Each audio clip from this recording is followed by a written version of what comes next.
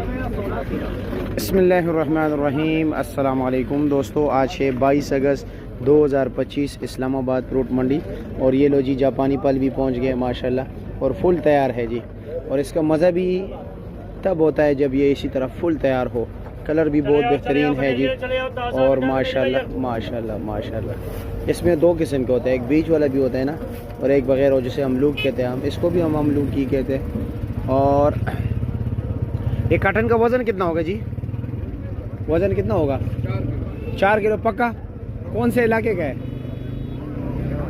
पेशावर के?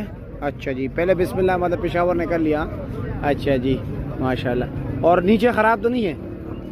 हाँ, वैसे भी जो है ना, इस पर थोड़ा सा टाइम गुजरे तो ये तो मतलब ये कि पानी पानी हो जाता है, लेकिन इसका मज़ा भी यही होता है जी कि ये बिल्कुल पानी ही पानी हो।